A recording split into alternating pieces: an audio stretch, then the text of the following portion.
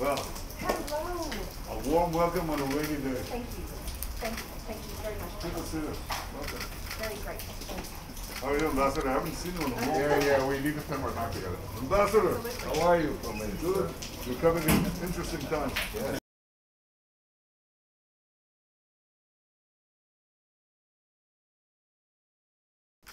Thank you. Now, can we get all our all your ambassadors? All right, let's see. I go. Ambassador Craft, Kelly, Joe, Ambassador Friedman, Ambassador Erdan, and your entire delegation. It's not that big, but welcome to Jerusalem, welcome to Israel. I want to start by saying how much we appreciate the strong position that you have held in the United Nations, representing the powerful position that, and consistent position that President Trump has had, defending the truth and defending the state of Israel. It's the same thing in these forums. Often, when I went to serve as ambassador in the United Nations, a great Rebbe, the Lubavitcher Rebbe, called it the house of lies. He said there's so much lies and so much darkness that remember that in a place of complete darkness, if you light one candle of truth, you know, the light is seen far and wide. So you have lit more than one candle of truth, and President Trump and his team have done wonders to dispel so many of the myths and slanders against the Jewish people and the Jewish state, and we're eternally grateful for that. We think there are great opportunities. You must be seeing that, as does Ambassador Erdan. At the United Nations, you can see the Arab countries that are, some have already come forward, others are coming forward, and you see this great change that is being developed in this circle of peace, real peace, peace for peace, and peace through strength that is being realized with this continual American assistance. And I think we should continue that policy, and we're going to see many, many more countries, a lot more than people expect, and perhaps a lot sooner than people expect. We had a delegation that came back from Morocco yesterday, just an unbelievable meeting with King Mohammed, and this is a realization of dreams. We have people of Israel yearn for peace, pray for peace, dream of peace. That dream is being realized today thanks to many of your efforts, the efforts of the Trump administration and their defense of Israel, of truth, and of genuine peace. So thank you for all that. Welcome to Jerusalem. And Ambassador Erdan, say a few words, and then I think Ambassador Craft could tell us what she thinks and feels. Thank you. Thank you. Ambassador Craft, it's such a pleasure to welcome you to Israel and to Jerusalem. Kelly, in the halls of the United Nations, we have no better friend than you. You are a true defender of Israel in an institution that is deeply biased against us. Mr. Prime Minister, you know better than anyone the challenges Israel faces in the UN, and yet, through all the challenges, Kelly has never failed to support Israel. In the 4 short months since arriving in New York, Ambassador Craft, you and I have become firm friends.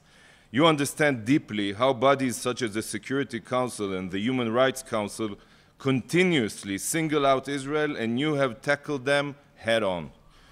You were instrumental in triggering the snapback mechanism against Iran to ensure that critical sanctions remain in place. You truly understand that a nuclear Iran is an existential threat not only to Israel, but to the entire world. You have worked tirelessly to promote the historic changes taking place in our region thanks to the Abraham Accords. Under the leadership of President Trump and Prime Minister Netanyahu, we are entering a new paradigm of peace, and you have been part of these incredible achievements. Prime Minister, Kelly is always the first UN ambassador to take part in our missions events. Last week, she joined our Hanukkah candle lighting with the Moroccan ambassador, where she again spoke about how the Abraham Accords have turned 2020 into a year of peace. Kelly, I want to thank you from the bottom of my heart for your unwavering support for the state of Israel. Thank you.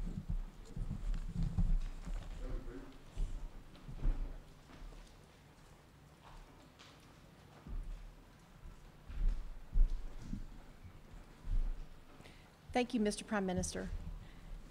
Thank you, Ambassador Erdan, and a special thanks for Ambassador Friedman for inviting me on this incredible journey. And I am so thrilled to be in the Holy Land, especially during this time. And it reminds me, you remind me, and Ambassador Friedman, as I told him, reminds me of Esther 4:14, for such a time as this, because there truly will be peace. And I must say that I owe you a debt of gratitude for postponing our meeting, because it really gave me more time to have a conversation with Ambassador Friedman and to really understand your true spirit and how solid you are for this country. And that to me spoke volumes to hear this from someone else. 2020 has been a very important year and has tested us in so many ways. We have all seen immense tragedy and anxiety, yet we have witnessed heroic acts of togetherness and promise across this globe. The vaccine is now in use, and here in the Middle East, though we still face grave challenges in Syria, and Iran continues its aggression from Lebanon to Yemen, we have made incredible progress and momentum in this region, in Africa and the Abraham Accords. We must measure our progress against yesterday's and the day before: UAE, Bahrain, Sudan, Morocco, and many more to come. This is a result of President Trump and your vision. This is a result of your vision to guide this world and the Trump administration. We are rooted in our vision for peace in the world, and we all must hold firm to our values. I feel very blessed to have had a front row seat to witness these two incredible leaders and their teams and what you have done for this world. May there be peace on earth, and this peace has certainly started with the Trump administration and the Netanyahu administration. Thank you very much.